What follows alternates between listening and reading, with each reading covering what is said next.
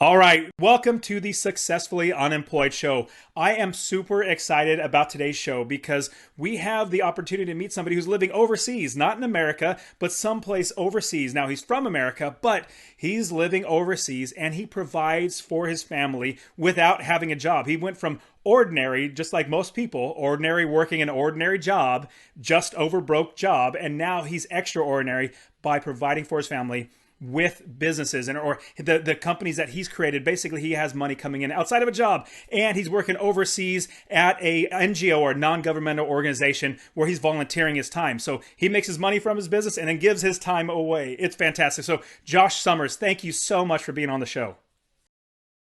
Thank you, Dustin. It's great to be here. Man, I want to quickly jump into it. How are you able to provide for your family with you volunteering 100% of your time someplace else? How do you make money to provide for your family?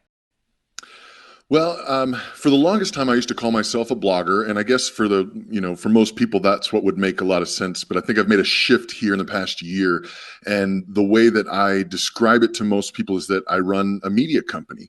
And I've got five other people that work with me, mostly freelancers. And what we do is we put out books, like physical books. We've got websites, we've got podcasts. It's just different forms of media, providing a service to a different type of audience. So a number of different audiences that we serve. And it's been a great learning experience for me over the past 10 years. And it's also been a lot of fun. Man, that's very, very cool. So you created a media company. I love that idea rather than just calling yourself a blogger. Because, when you say, yes, I'm a blogger, people are like, oh, it means you're not making any money, or you're just doing it because, you don't have anything else to do, or whatever it might be. I love that. I'm going to have to start. I have a media company. I like that. Now, how did you go from a job, or let's start back from the beginning. When you were working in just a normal job and you thought, Yeah. this is something that I can do to provide for my family. Talk to us about that whole process, what you were going through, your thoughts and everything. So I'll rewind back to about 2010, even though my story goes much further than that, because my wife and I moved out to China in 2006. But 2010 is when I would say I got my first real job. And I'm using kind of the air quotes if you didn't see that. But it was a sales job in a for-profit company that helped nonprofits raise money. And it was a great learning experience. And I think through all of it is when I really started to come into my own and realize that I had more of an entrepreneurial spirit. I wanted to be trying things on my own. I knew that I was efficient at what I did and that I had ideas. And I also knew that my bosses weren't necessarily interested to hear my ideas. And they just wanted me to do the work that I was supposed to do and go home, take my paycheck, and go from there. So I remember one day they brought me into the office and said, listen, we're eliminating the position. We like you, so you can move on to this role. And I said, I think I'm ready to go. and it was a bit of a leap because at that point I didn't have anything other than savings. So I didn't have what we would call a side hustle. I didn't have another business. What I did have is I had a wife who was very willing to try another adventure with me. And we had lived overseas in the past, and there was an opportunity for us to go again. And this time we had to get some help, but we did go overseas, and it allowed us to serve with an NGO out overseas, and it worked out really well. But it was during that time that I started to write. I started just keep a blog of what we were doing, and that's where kind of this online media company was born. Even though at the time, like I said, at that time it was just a blog. And so what year was that you started that? Well, like I said, the blog was really back in 2007, 2008 when we were first in China, but I took it more seriously this second time around. And by the time we had gone back out, it was making maybe $50 a month, $100 a month. So definitely not something that someone could live on, even in a third world country. I love that you took the leap. I like how you said that you had an amazing wife who was definitely encouraging in that. I know if I asked my wife that, she'd be like, "What? What are you crazy? We have security here and Yeah. everything." And so when I actually lost my job, I was laid off as well, and it was just, oh well, it was working for the government too. Who gets laid off or fired from the government? Apparently, I did. And Wow. so Nice. I know, but because of that, I put my full-time effort into investing in real estate. And that's how I got to become successful employed, buying property after property. After 30 plus properties, I'm like, why am I working anymore? I'm just wasting my time here. So now you have a media company. You started as a blog, and then you turn it into a media company. You have so many great things that you're putting out, books and everything, and you have people working for you. If somebody wanted to get started, let's say they like traveling. Let's just use that as an example, because I literally love to travel. Last year we went to Europe for 6 weeks, 11 different countries, and all four of my kids and my wife and myself, we went and traveled all around Europe. And year before that, in 2017, we went to Japan for 6 weeks, drove 1,500 miles around Japan, and I think next year we want to go to Italy. We love traveling. So if I were to get Yeah. started with a blog and turn it into a media company and traveling, what are the steps? What should I do? Yeah, I think that most people make the mistake of wanting to just do a diary. And this has to do with pretty much anything, whether you're dealing with travel, whether you're dealing with finance, or where you're journaling your process. And that makes sense and that works for a lot of people. But for me, what I've found when you're dealing with something, when you're wanting to actually plan and be strategic about it, I would start by doing this. Let's say you're going to do the travel. We'll just use that as an example. As you're preparing for your own journey, I would document like crazy. What are the questions that you're running into as you're preparing to travel? What are the things that you're having a hard time finding? What are the books or the resources that you're using? Document that and figure out as a personal traveler, what is it that you actually need? What are the companies that you're using? Where are you spending money? All of that type of stuff. Because what I would do as you go into it is not think, okay, I'm going to, now I just visited Rome. I'm going to write a blog and show you my cool pictures of Rome and hope that somebody just looks at this, reads it, and says, wow, that's neat. Instead, looking at it and saying, okay, yeah, you could do that if you want. But in addition to that, you're going to want to take and see, all right, how did I do this? What companies did I use? Would I use them again? One of my most successful, a lot of people think that you have to be an expert at something in order to gain traction online. One of my most successful posts, right, we'll just call it an article on one of my websites, was living overseas, I used my parents' address for, my home address. And so they would get all of our mail. They would get our tax stuff. They would get our credit card, all that stuff. It was kind of embarrassing at times. And I remember my dad called me about 4 years in, and he's like, Josh, you just need to find another address. We're not going to keep accepting your mail and forwarding it on. We love you. We will do it if we absolutely have to, but try to find something else. So I spent about a week doing research. What are the options? What could I actually do? And then I landed on a good resource. I paid for it and I used it and I liked it. And then I took all of that research and turned it into about a 2,000, 3,000 word blog post, for lack of a better word, guide.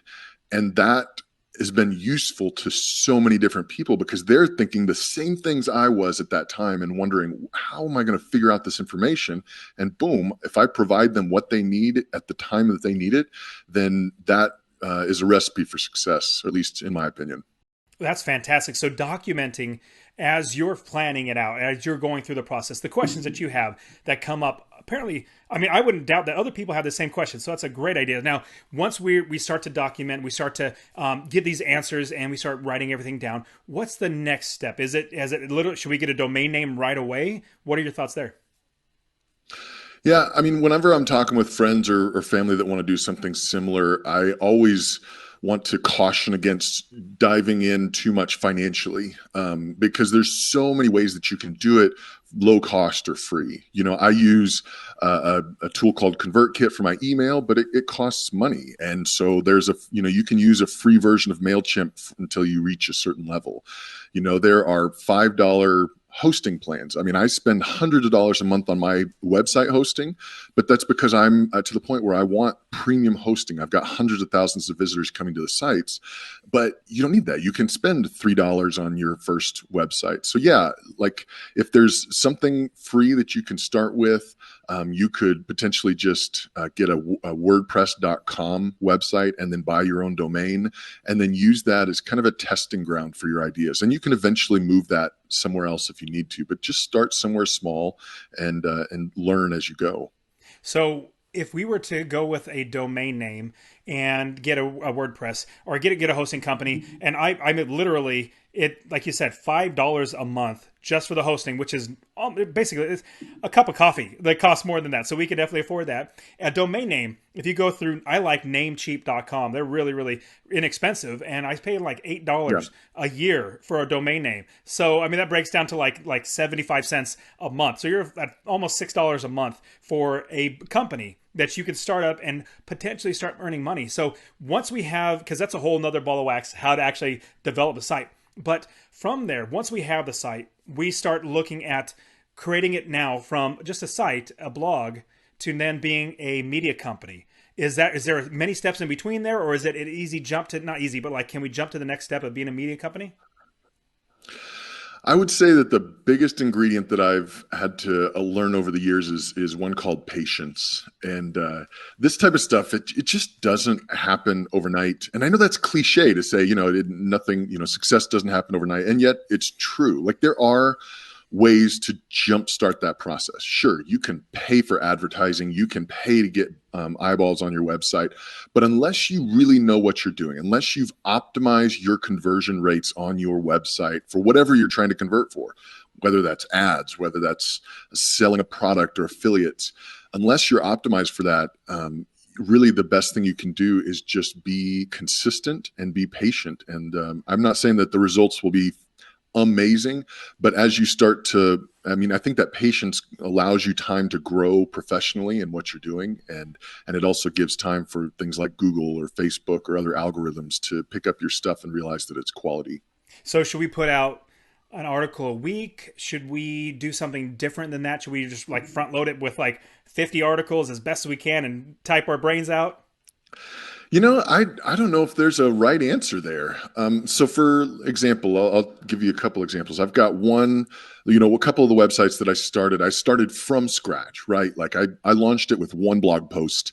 It now has, this one has over 150, which, honestly, in the realm of websites is not that big, but those 150 are very well thought out and generate about 300,000 visits a month. So it's something that people will actually read, and it's searchable. So Google sends a lot of search traffic to it. But I started that from nothing. Those are just, from one blog post at a time. And then another one that I'm starting actually this year, the beginning of this year, we've done kind of what you said, where me and my team have kind of created a lot of the base content we needed, a lot of the landing pages, because we knew exactly what we wanted. And then we're going to launch it as such, and then start using the blog to generate a little more daily traffic. So it can be done either way. I don't think there's a right and a wrong way. I think more importantly, is that content of value, and does that content actually answer a question, a problem, or a need? Because if it's just you trying to write 300 words because that was your daily quota, then it's probably not going to do much good for you in the long run. And it seems like scaling, the next opportunity that you can do is hiring somebody to actually write articles for you. Is that correct? Is that something that would actually help your company, as if you're getting other people to write good quality content? Yeah, and you don't even have to pay that much. There's a lot of people, especially if you have an audience, that are willing to do it just to be able to get in front of that audience. There's also a lot of scammers that want to buy their way onto your blog. So there's a fine line that you have to walk there. It took me a while. I don't know. Dustin, do you hire people to write for your websites at all? So yeah, for 4 years, no, I didn't. But now, because I have extra money coming in, I do. I start hiring, and I actually have 4 blogs myself that I have other people. I tell them what articles to write, what keywords to go after, and all that sort of stuff. I give them the framework, and then they just fill in the guts. So yes, I do. Yeah, no, and it took me about the same time to get to that point where I was willing to give up, because I thought in the beginning that my secret sauce, like the reason that everything was because I was such an amazing writer. And yes, writing is good, but I've seen some really crappy writing reach the top of Google rankings. So even if you aren't, an English lit major, you still have an opportunity to make an impact while online, and to actually have something that would be read. But to pass over that writing piece. I was very similar to you. Like I had to have at least a little bit of control. So I actually have a document. It's a template that I put the title of what I'm looking for and maybe some alternate titles so the writer knows kind of what I'm looking at. It gives the keywords that I'm searching for and then some alternates so that I don't want it to be keyword stuffed. And honestly, most writers don't quite know how to write for SEO. So I'd rather ask a writer to just write and then I'll edit for SEO. And then I give them an outline. And the reason I do that is because I find, that a lot of writers just like to write free form. And what I find, especially for online writing, is people like structure. They like to be able to see headings and they like to be able to scroll. And so if you were to look at one of my blog posts, it's not long paragraphs, it's sentences, it's very scrollable. It's a lot of bold text, not too much, and then it's a lot of bulleted information. So something that makes it, like I said, a lot easier for a user, a consumer to go onto that and get what they need and be done. I agree with that. And I know every time I have a business, I try, and I'm not the best at it, but I try to put myself in my consumer's shoes to say, if I'm looking at this as somebody that has no idea what this is, am I going to read this? Like, is this going to work?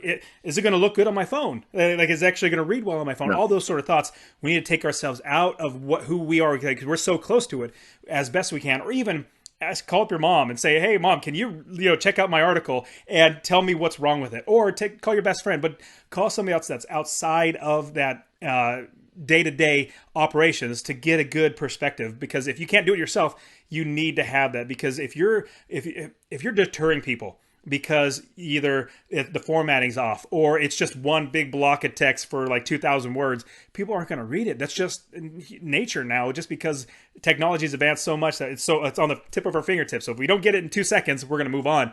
That's what our consumers do. Yeah. So going from now having some people write, which I love those tips, like having the structure and everything, those are great tips. How do we then branch out to where, after 2 years or 3 years, I have one site, but I want to create. You have now 4 sites. I think you said 3 or 4 sites now. Is that correct? Actually, the media company houses 16, but 3 or 4 that I'm very, very actively involved in. Awesome. So. Okay, 16. What is the thought process to scale up to that many sites? Well, again, that's not something that I would necessarily recommend. It works for me. I know a number of people. I have plenty of friends who only have one website, and they do that website really well.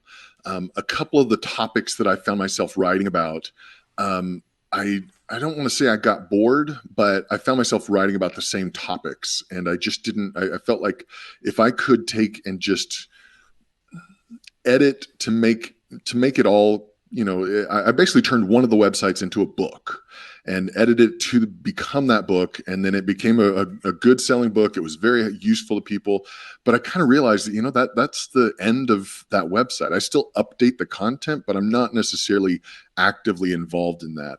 And so then I'm able to move my energies into other parts of what we do. And yeah, I'm thinking about it, and I don't think that it's necessarily important. I think that I would spend more of my time because it's been said that once you write that piece of content, that's really only half the battle. The other half is getting it marketed, getting it out there. And, something I wanted to add on top of what you were saying, Dustin, is, I want to take and look at the piece of content as a consumer. Like, what would that look to me? And I want to click the links and make sure that the links work. And I want to go through all that. Something else that was actually helpful for me is I thought to myself, and I actually forced myself to do this. I forced myself to share most of my blog posts with my personal network on Facebook. And if I wasn't willing to share it, because that brings a new level of scrutiny for yourself when you realize, well, some of my high school friends and college guys are going to be looking at this and they're going to laugh at me if it looks stupid. So then forcing myself to do that, it made me make sure that everything was right and everything looked good. I love that idea. So with Master Passive Income, it was a hindrance for me to actually share that out on social media to my friends, because I was literally telling people that I was quitting my job. So on my website, on the top right-hand corner, it had a countdown timer for I'm investing in real estate. Follow me. I'll show you how to do it. And in, 82 days and this many hours and this many minutes, I'm going to quit my job. And so I didn't want my boss to find out. Well, it was probably about Yeah. 2.5 months before I was actually going to quit. I get my call to my boss's office, and he says, "Hey," and I walk in there. For some reason, I've gone in his office many times, but for some reason, I just knew, hey, this is the time he's going to ask me. And he goes, "Hey, Dustin, I hear you're going to quit your job." And I was like, "Yeah, I am." I was like, "Yes." So in two, plus, long story short, it was hard for me because was like, man, I don't want to get that out, but at the same time, that was a little bit of a security blanket. Like it allowed me to not share it because I was more concerned that, oh, my friends will read it and my peers will read it and they're going to scrutinize it. So that was like a security blanket to be able to say that. But I love that idea. Yeah. It's making yourself get out there. But here's another great benefit of doing that is you never know who out there would actually love it and be able to utilize it, number one, but number two, how it can actually be shared and get you even in front of more and more people faster. And so I think that's a great opportunity. Is there anything else, like any tips that you can give us that can help us in creating let's just say, instead of getting a media company, because we got to start somewhere, if we're starting one side, is there other tips that you can help us out and understand to build a business that's an online website that has articles and things like that? Yeah, I mean, I think one of the things that's been most helpful to me is in the beginning, and I don't think this was a bad thing. In the beginning, it was, the definition of a side hustle. It was just something that I enjoyed doing. And I think what became a challenge for me is I remember I had one website where I was starting to build it and it actually became really successful. I ended up selling it and paying off my house, believe it or not. But I remember sitting down with a mentor of mine and he asked me, because I'd been thinking about, I'm not sure what to do. And he's like, I think you should sell that part of your business. And I was like, are you kidding me? Like that, it brings in significant income. Like, why would I do that? And he says, is it something that you're really passionate about? And it's like, I mean, I like the topic, but it's not like, I don't necessarily like writing about it. I just like doing it. It was guitars, by the way. I see a guitar behind you, and we were just talking about how you play guitar. I play guitar. I love playing guitar. I'm not a huge fan of writing about it for some reason. And he said, I remember him telling me this. He's like, listen, if it's, because I told him, I was like, I could hire somebody to just run it and it be. And he's like, as long as you've got that in your portfolio, it's always going to be taking up brain space.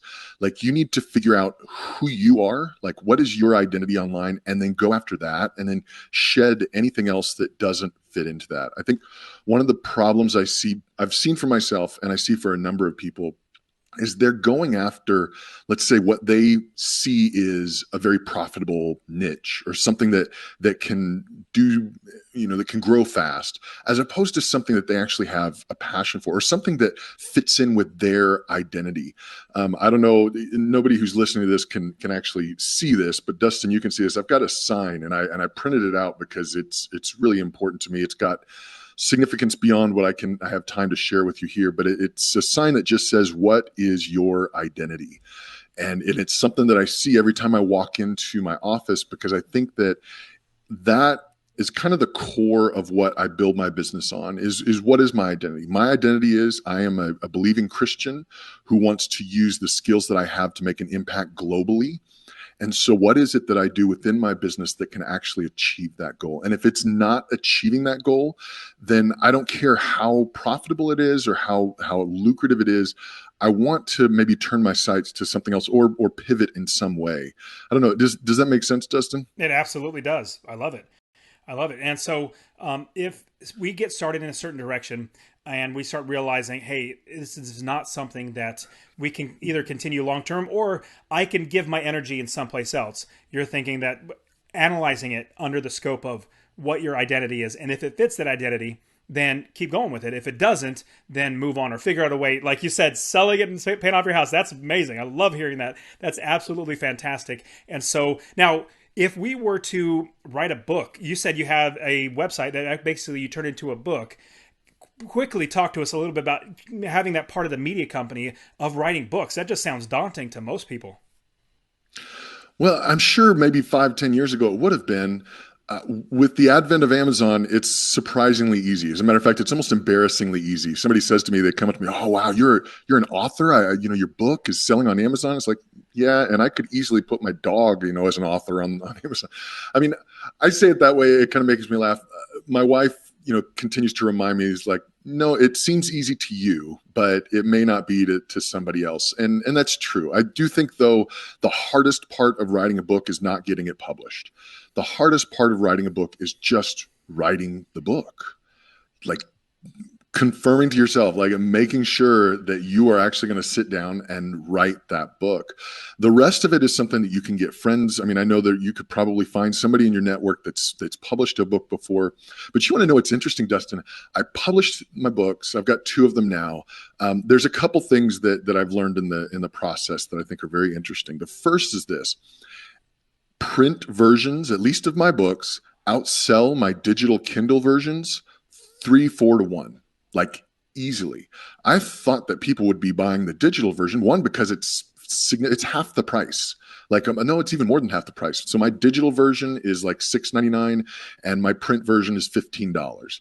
And people would rather pay the $15 to have a print version in their hands. And the great thing is because I'm using print on demand through Amazon, I don't have to store inventory. I don't have to worry about that. All I do is I upload my PDF file that's, to their specs, but I upload it to Amazon, and then Amazon prints and sells it all over the world.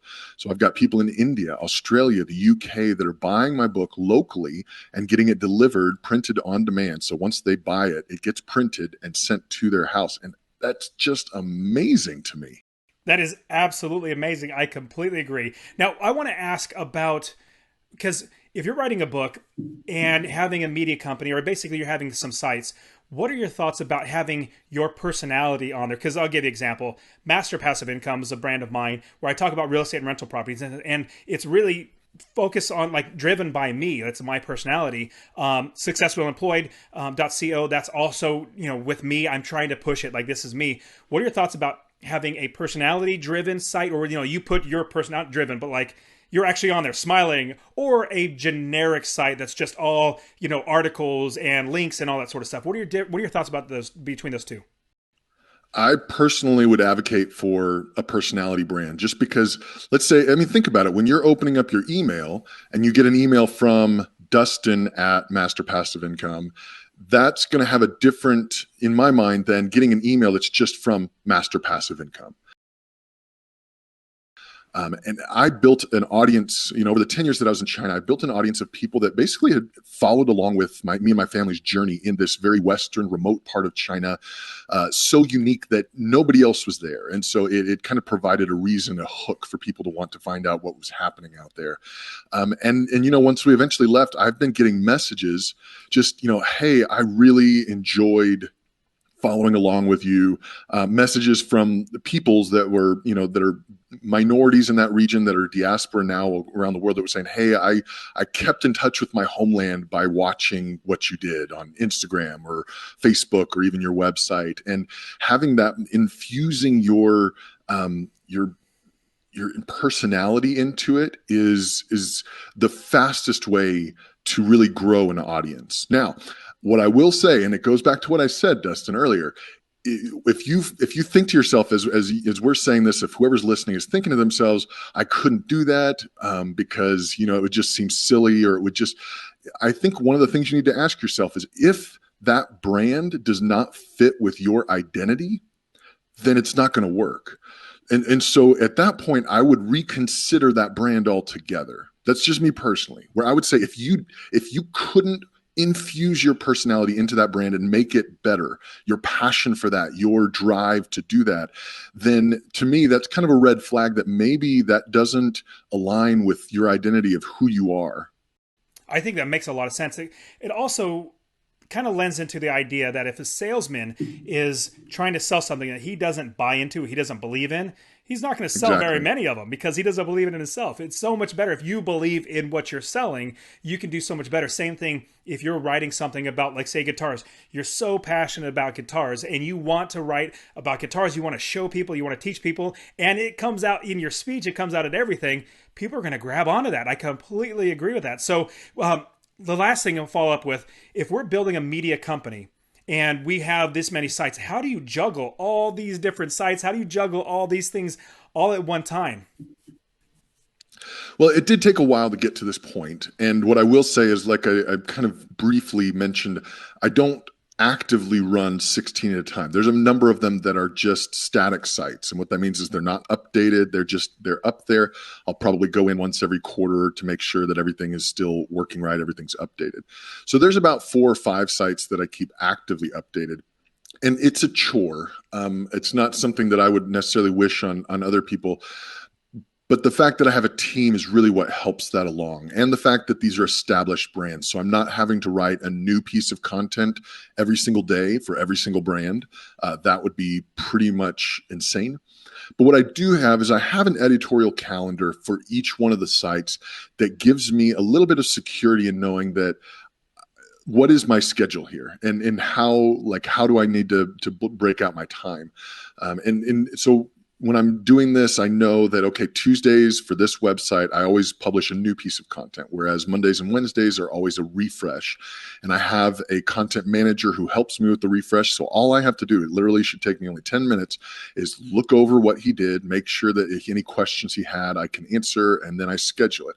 And so then for one of these, websites, we have a piece of content that's being published every day, but it's not always a new piece of content. A lot of times it's actually, that's one thing I'm a big advocate of, is updating old content, because what you wrote a year, 2, 3 years ago is probably not going to be up to the same best practices, both from a writing, from an SEO. Things change all the time. And so updating my old content has been a huge undertaking, but it's reaped a lot of rewards.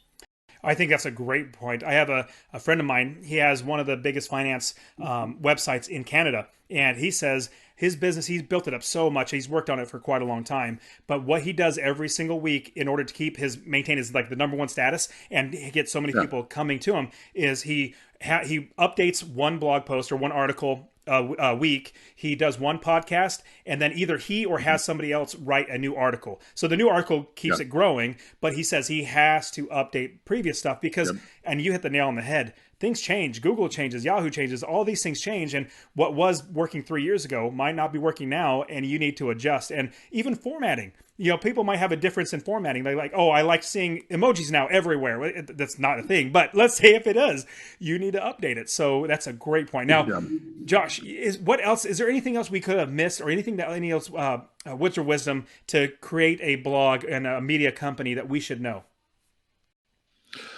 The only thing I'd say is that there are going to be plenty of at least mental barriers to get moving on any of this, right? There, you've got questions of, all right, things that we didn't even touch on. Do I need to start an LLC? Am I going to need to hire a lawyer? Am I going to need to hire an accountant? Like all these things. And I think that the more that you can kind of put those to the side, they're not bad questions, but you don't have to start a legal entity to get moving. You don't have to have an accountant in order to do your business taxes. You don't have to have a lawyer, although in some cases, if you're, dealing with certain contracts or contractors, it's not a bad idea. But all that stuff can come later. These are things that you can learn. And as long as you're willing to continue that learning process as you go along, not just personally. So for example, yes, I'm learning as I go along with my own websites and, learning, better ways to write a book and publish a book and all those things. But I'm also listening to podcasts. I'm also reading books from other people that are doing it better than I am. So I'm continuing that learning process, not only individually, not only within myself, but also externally and soaking in what other people are doing, listening to podcasts like you're listening to this podcast right now. These are the things that have really helped me along the way, as well as pushing aside a lot of those obstacles that maybe I put there for some unknown reason. That's great. Now, Josh, you've given us so many great principles and everything. And right now I want to jump into the rapid fire round. Now, the rapid fire round basically asks you a few questions off the top of your head. You should be able to answer these fairly easily. Now, the first question, because you've given us loads of principles, I'm asking for you one more. If you were to go back and tell your younger self, let's say you're 12 years old, 13 years old, and you want to tell your younger self, say, hey, young Josh, if there's one piece of advice out of all my years of living, this is what you need to know, what would you tell yourself? The sooner you get started on anything, the better. Whether it's learning an instrument, starting a business, learning a skill, investing, the sooner you start, even if you're not good at it, the better it'll end up. I think it's fantastic. I know. I love the. I think it's a Chinese proverb, but it says, "When's the best time to plant a tree?" Well, it was 20 years ago. Yesterday. Yeah, the best time, second best time is today. So you absolutely need to do it today. So great. Now, next question: if somebody, and like again, you've given us so many principles that we can go from, but is if somebody says, you know what, I want to be like Josh, I want to go work at NGO, I want to serve, but at the same time, I also want to be able to provide for my family. What is some tips or principles or anything that you would be able to, words of advice you can give? Yeah, this one might be a little bit unconventional, and if you don't mind, I'll take maybe 30 seconds to answer. But I think the big thing, a change that I've had to make recently, is that I kind of came into this thinking that my business is there to fund my ability to do ministry or my ability to work with an NGO or work with local people. And they were basically two separate things, right? So I work, and then that money allows me to then do this for free and not have to worry about donors or anything like that.